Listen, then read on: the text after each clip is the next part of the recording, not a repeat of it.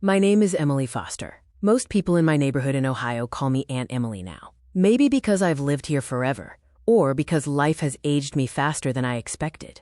But inside, I'm still the 24-year-old girl who once believed in love. Deeply, blindly, completely. And today, for the first time in 25 years, I'm telling the truth about why my marriage really ended. Not the lie everyone believes. Not the story I allowed people to spread. But the real reason. The secret I kept to protect the man I married. Michael Reed. Cherry Blossom, how it all began. 25 years ago, when I was young and full of hope, I married a man who seemed perfect. Calm. Soft-spoken. Steady. And trustworthy in a way you rarely find anymore. Michael worked as a technician at an auto service center. Not a fancy job, but a respectable one. My friend said, "Emily, he's the kind of man who will build a life, not destroy it." And I believed them. Our wedding was small. Just family and a few friends in a backyard, decorated with string lights and white roses. Michael held my hand that night and whispered, "I'll always keep you safe." If only I knew. One day I would be the one protecting him. Home, the early marriage. Sweet, but uneasy. The first year was peaceful. We lived in a narrow apartment near Cleveland, with beige walls and an old balcony where I tried to grow lavender. But even in those early months, I noticed something strange about Michael. He often woke up at night, gasping for breath, his shoulders shaking, sweat dripping down his back. When I touched him, he jerked away like someone had hit him. I asked softly one night, "Michael, what's wrong?" He said, "Just nightmares, Em. They'll pass." But they didn't pass. And the things he whispered in his sleep scared me. "Don't open the door. She knows what I did. I'm sorry. I had to. Please forgive me." Forgive him for what? He never answered. The night everything changed. 6 months into our marriage, someone knocked on our door late at night. A harsh, angry knock. Michael froze. His fork dropped from his hand. His face went pale in a way that made my heart race. I stood up to check the door, but he grabbed my wrist. Tight. Urgent. "No, Emily. Don't." I had never heard that tone from him before. The knocking continued, then stopped. But Michael sat on the couch all night, staring at the door like he expected it to burst open.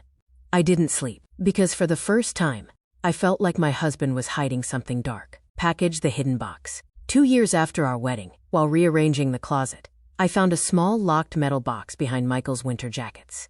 Inside were a broken men's watch, a photograph torn in half, a hospital bracelet, a car key with a faded tag, and a letter without a name. When Michael came home, I asked him, "Michael, what is all this?" He looked at the items with a fear so real, so raw, that I stepped back.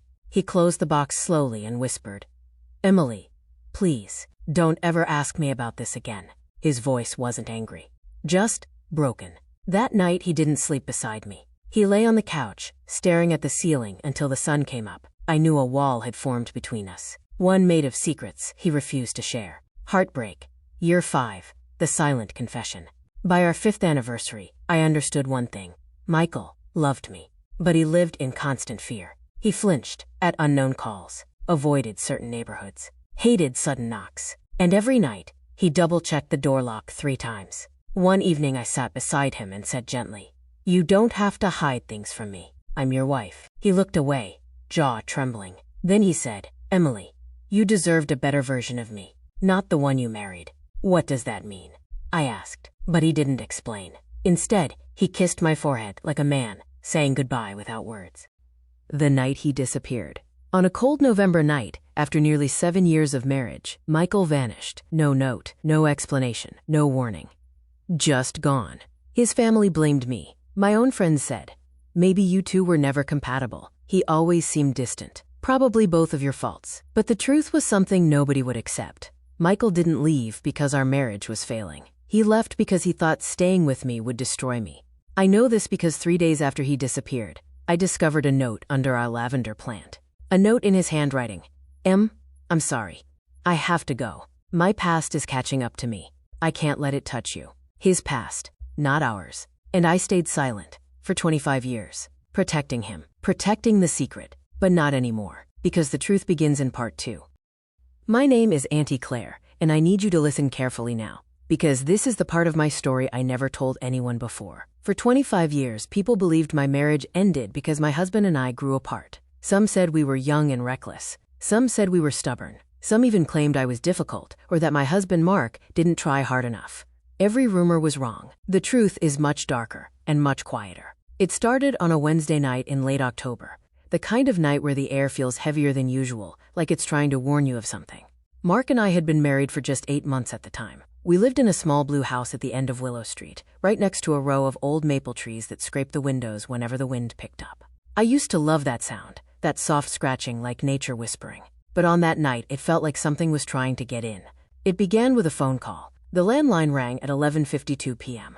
I remember the exact time, because I had been watching the clock, unable to sleep, replaying the argument Mark and I had earlier that evening. It wasn't a big fight. It never was. Just one of those little disagreements couples have about bills, chores, or who forgot to return a call. But on that night, when the phone rang, I felt a chill run through me, a coldness deep enough to make my fingers tremble. Mark was in the shower, so I picked up. "Hello?" I whispered. There was breathing on the other end, soft, slow, familiar. Then a voice said my name, Claire. I froze, because the voice was Mark's. Not the Mark in the shower, not the Mark humming off key behind the bathroom door. This was Mark's voice, but deeper, strained, urgent, like someone was speaking through pain. "Who is this?" I asked. The voice felt like it sank into my skin. "You need to leave the house." I stared at the bathroom door, steam curling out under the crack. "Leave? Now? Why? Who the hell is this?" I asked again, louder this time. The voice didn't answer. Instead, it said one thing. "Claire, run." Then the line went dead. I stood there holding the receiver, gripping it so tightly, my knuckles turned white. The silence in the house felt heavier than before, thicker, like the walls themselves were holding their breath. The bathroom door opened, and Mark stepped out, towel around his waist, drying his hair. "Who was that?" he asked casually. I stared at him, really stared, because this man in front of me, my husband, his voice wasn't tired. It wasn't strained. It wasn't the voice I'd heard on the phone. Wrong number. I lied. I don't know why I lied. Instinct, maybe. Or fear. Or something else I couldn't understand yet. But I felt it then. The first crack in the foundation of our marriage. A crack only I could see. Mark kissed my forehead, walked past me, and went to bed. I followed minutes later, but barely slept. Every time I closed my eyes, I heard that voice again. "Run." The second warning came 2 nights later. Another phone call. Same time, same voice. This time, I didn't speak. I held the phone against my ear, heart pounding like a drum, waiting for the voice to explain itself. Instead, it whispered, "He's not who you think he is." My chest tightened. I whispered back, "Who are you?" The voice trembled, desperate. "I'm trying to save you." Click. Call ended. I stood there for a long time, staring at nothing. When Mark walked into the room moments later, freshly shaved, wearing the same cologne he'd used since our first date, I felt something terrible. I didn't trust my own husband anymore. And yet, there was nothing wrong with him. He wasn't cruel. He wasn't violent. He didn't yell or drink or disappear without reason. He was normal. Almost too normal. But after those phone calls, the normalcy felt staged, rehearsed, like a mask worn perfectly. I started noticing little things. He would pause before answering simple questions. He'd stare a second too long. He'd blink less, breathe differently. His smile wasn't the same. I told myself I was being paranoid. But deep down, I knew something was coming. The third warning didn't come from the phone. It came from Mark himself. One night, while he was asleep, I heard him whispering. He wasn't a sleep talker. Not in the entire year I'd known him. I leaned closer. His voice was soft, almost rhythmic, like he was talking to someone in a dream. "No, she doesn't know. She can't find out yet." "Yes, I understand." I froze. Who was he talking to? What didn't I know? Suddenly, his eyes shot open, wide, unfocused, glassy. "Mark," I whispered. He turned his head slowly, like it took effort, and with a strange, almost empty tone, he said, "Go back to sleep, Claire." I did not sleep after that. The final warning came the next morning. I went outside to get the mail. Our mailbox was small, dented, painted white with little blue flowers I had painted myself. Inside, there was only one letter. No stamp, no return address. Just my name handwritten in black ink. My stomach twisted. I opened it with shaking hands. Inside was a single sheet of paper. 4 words. "He knows you know." I dropped the letter. My hands were cold. My breath turned shallow. When I stepped back into the house, Mark was standing there in the hallway. But he wasn't smiling. He wasn't blinking. He wasn't breathing normally. He was just watching me. "Everything okay?" he asked. I wanted to scream. I wanted to run. I wanted to tear that letter into 1,000 pieces so the truth would stop staring at me. Instead, I forced a smile. "Yeah, I whispered. Everything's fine. My voice trembled. He didn't miss it. That night, I made a decision. Not because I didn't love him. God, I loved him more than I could ever explain. But because something inside me, something ancient, instinctual, was screaming, leave. Leave before it's too late. But I knew if I left suddenly, Mark would follow. I knew if I acted scared, he'd notice. So I stayed calm. Pretended everything was normal. Made dinner. Laughed at his jokes. Went to bed beside him. Except, I didn't sleep. I lay there, listening to his breathing. Slow, steady, unnervingly controlled. And I realized something that made my skin crawl. His breathing pattern was the same as the voice on the phone. Too even. Too precise. Too practiced. My heart hammered against my ribs. I turned my back to him and whispered into the darkness. Who are you? Mark didn't answer. But something inside me already knew the truth. The truth I wouldn't dare say out loud. This wasn't the man I married. Not anymore. I don't know how to explain what happened that night, but I can tell you this. It was the night I realized my marriage wasn't broken. It was dangerous. Crescent moon. The night that wouldn't let me sleep. It was late, around 11:45 p.m. The kind of night when the whole neighborhood is quiet, the streetlights buzz faintly, and the cold New England air feels too sharp to breathe. I was in the kitchen rinsing dishes, trying to keep myself busy, trying not to think. Mark had been acting off for weeks. I'd seen him staring at me when he thought I wasn't looking. I'd heard him walking around the house at 3 a.m., opening doors, closing them, restarting the same routine again and again. He wasn't sleeping. He wasn't talking. He wasn't Mark anymore. Suddenly, slam. The front door hit the wall like someone had thrown it. I froze. I didn't even turn around. I didn't have to. I knew it was him. Mark walked in, slow, heavy steps. When he entered the kitchen, he didn't say hi, or, I'm home. He just stared. His pupils were huge, his jaw tight. Dinner ready? He asked. But he said it like he was giving an order to staff in a hotel, not like he was talking to his wife. I nodded. Yes, it's on the table. He stepped closer, too close. I could feel his breath on my neck. You were talking to someone today, he whispered. My stomach dropped. Because I wasn't. I was at work, Mark. I wasn't talking to. He grabbed my wrist. Not enough to bruise. Just enough to scare. Don't lie to me, Emily. His tone wasn't loud. It was calm. Too calm. That's what frightened me the most. The first time I saw the fear in my own eyes. That night, after dinner, Mark sat on the couch but didn't turn the TV on. He just sat there, watching me. Every move, every breath. If I took too long washing a plate, he asked, why are you taking so long? If my phone buzzed, even for a notification, he said, who is that? He wasn't shouting. He wasn't throwing things. He was studying me. Like a threat. And for the first time in my life, I saw something terrifying in his eyes. Possession, not love, not anger. Possession. As if I didn't belong to myself anymore. Midnight, the moment that broke me. Around 12:30 a.m., I walked toward the bedroom. I was exhausted emotionally, mentally, physically, everything. But as I reached the hallway, he said, where are you going? My heart pounded. I'm going to sleep. He stood up. No. Stay here. His voice wasn't a request. It was a command. Something inside me snapped quietly. Not a loud break, but a silent one. I turned around and said, Mark, I'm tired. I need to sleep. His jaw tightened. He walked toward me slowly, each step deliberate, like a warning. Then he placed his hand on the wall beside my head. Don't walk away from me. My breath caught. I had never seen him like this. Mark, please, you're scaring me. His face changed, confusion mixed with anger. Scaring you? I'm your husband, Emily. You should trust me. I whispered, I don't feel safe. That was the moment. The exact moment my marriage stopped being a marriage. His expression turned cold, ice cold. You're not going anywhere, he said. Not tonight, not ever. That sentence carved itself into my bones, round pushpin. When I realized the secret I had been carrying, I made it to the bedroom eventually, but I didn't sleep. I lay there, staring at the ceiling, listening to Mark pacing in the living room, left to right to left, again and again. My heart beat so hard I thought it might burst. But that night, that terrifying sleepless night, it opened a truth inside me that I had been avoiding for months. This wasn't a marriage problem. This was a danger problem. Leaving him wasn't about incompatibility. It wasn't about falling out of love. It was about survival. I knew then that if I didn't leave soon, something irreversible would happen. And that secret, that my marriage didn't end because we didn't get along, but because I was protecting myself. I kept hidden for 25 years.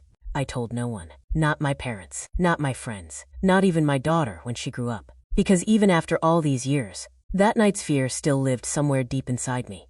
The part one never told anyone. Until now. But there was one more secret from that night. Something I noticed only once, but it haunted me forever. When Mark stood in front of me, blocking my way, telling me I wasn't going anywhere. He wasn't looking at me. He was looking past me, over my shoulder, like he saw someone else in the hallway, someone I couldn't see. His voice trembled, not with fear, but with rage. Then he whispered, "You think he is coming back for you, don't you?" My blood turned to ice. There was no he. There had never been any man in my life but Mark. But that night, Mark believed there was, and whatever, or whoever, was in his mind, wasn't real. New moon. That was the night I understood. I wasn't living with a husband. I was living with a storm. A storm that didn't need a reason to destroy me. I didn't leave that night. But I made the decision. And that decision changed everything that came after. I've rehearsed this part of the story 1,000 times in my mind. But saying it out loud, finally admitting why my marriage really ended, feels like opening a door I had locked for 25 years. This is the night everything changed. This is the night I chose life. Crescent moon. The last morning we woke up as husband and wife. After that terrifying night, Mark acted as if nothing had happened. He made breakfast. He wished me good morning. He even kissed my forehead. But his eyes told a different story. Cold, watchful, calculating. When he left for work, I stood at the window and watched his car disappear down our street. The minute he turned the corner, I collapsed onto the floor. My whole body shook. I wasn't crying. I wasn't screaming. I was just shaking because I finally admitted the truth. If I stayed with him, something awful would happen to me. Maybe not today, maybe not tomorrow, but it would happen. People talk about a woman's intuition like it's magic. It isn't magic. It's survival. Round pushpin, noon. The phone call that changed everything. I didn't pack a bag. I didn't take clothes. Not even toiletries. I walked out of the house with only my phone, my wallet, and the fear inside my chest. I drove straight to the one person I knew wouldn't judge me, my older sister, Rachel. She lived 40 minutes away. When she opened the door and saw my face, pale, swollen eyes, trembling hands, she didn't ask a single question. She just pulled me inside and held me like she used to when we were kids and I had nightmares. After a few minutes, she whispered, "Emily, what did he do?" I told her everything. Every detail, every moment, every breath of fear. When I finished, she said something that broke me. "You can't go back." For the first time, I said the words out loud. I know. Round pushpin. The moment I became someone else. Rachel called a lawyer she knew. Then she called a friend who worked at a women's support service. Within hours, I had a temporary safe address, a new phone number, legal instructions, and a plan. It felt unreal, like I was living someone else's life. But the truly frightening part was this. We were told not to tell Mark one had left. Not yet. Not until everything was safe and documented legally. Because the lawyer said something I will never forget. Men like him don't get angry. They get even. Night. When he realized I was gone. I wasn't there to see it, but I heard about it later. Mark came home at 6:15 p.m. He walked into the bedroom, called my name, and waited. Silence. He checked the kitchen, the backyard, even the basement. Then he saw my toothbrush missing. Only that. No clothes, no bags. Just the toothbrush. And something inside him snapped. He called me 27 times, within 1 hour. Then the text messages started. At first, "Where are you? Call me." Then, "We need to talk. You're making a mistake." Then, "Do not walk away from me. If you think you can hide, you're wrong." I didn't respond, not a single word, because the police officer assigned to my case said, "Do not reply." Any response tells him he still has control. So I stayed silent. But inside me, inside my bones, I was terrified. Round pushpin, 2 days later. The truth behind his behavior. People think abusive men are angry. They're not. They're obsessed. 2 days after I left, Mark did something that still chills me. He walked into my workplace and told the receptionist, "I'm here for my wife. She's confused. She needs to come home." My coworkers froze. They had no idea what was happening. Security escorted him out as he shouted, "She belongs with me. She's my wife." After that incident, the officer told me, "Emily, this confirms what we suspected. This isn't about love. This is about control." But the next revelation, I still wasn't ready for. The file I was never meant to see. My lawyer asked if I wanted to see Mark's psychological evaluation from years ago. I hesitated. Part of me didn't want to know. Part of me wanted to erase everything. But I said yes. Inside the file, the report stated, Patient displays signs of delusional jealousy disorder. Episodes triggered by imagined threats. Patient believes spouse is being watched or pursued by a fictional male figure. My heart stopped. A fictional male figure. So the night he whispered, "You think he is coming back for you, don't you?" He wasn't talking about a real person. He was talking about something his mind invented. My entire marriage. All the coldness, all the distance, all the paranoia. It wasn't about me. It was about a phantom man his mind created and blamed me for. That was the moment I understood. I didn't destroy my marriage. Mental illness did. And I survived it. The goodbye I never said aloud. It took months before the divorce was final. Mark didn't show up to court. He sent long emails instead. Rambling, confusing, angry, then apologetic. I never replied, because by then I understood something important. Leaving wasn't betrayal. Leaving was protection. He never physically hit me. But the emotional violence, the constant fear, the unpredictable nights, those leave invisible scars. Some scars heal, some stay. But they all teach you something. Silence can be deadly, but truth can save your life. Round pushpin. Why I stayed silent for 25 years. People think women hide things because they're ashamed. That wasn't my reason. I stayed silent because I didn't want my daughter to hate her father. I didn't want people to think he was a monster. I didn't want to relive the fear. And honestly, I didn't want to admit I had almost lost myself. So I told everyone. We drifted apart. It just didn't work out. We weren't compatible. But the truth is, I left because staying would have destroyed me. Emotionally, maybe physically, maybe permanently. The truth I finally tell today.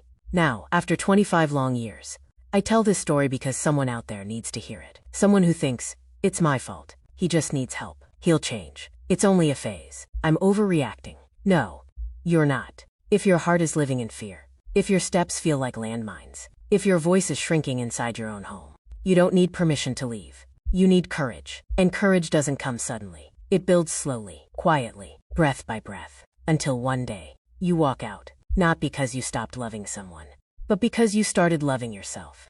And that is the truth I hid for 25 years.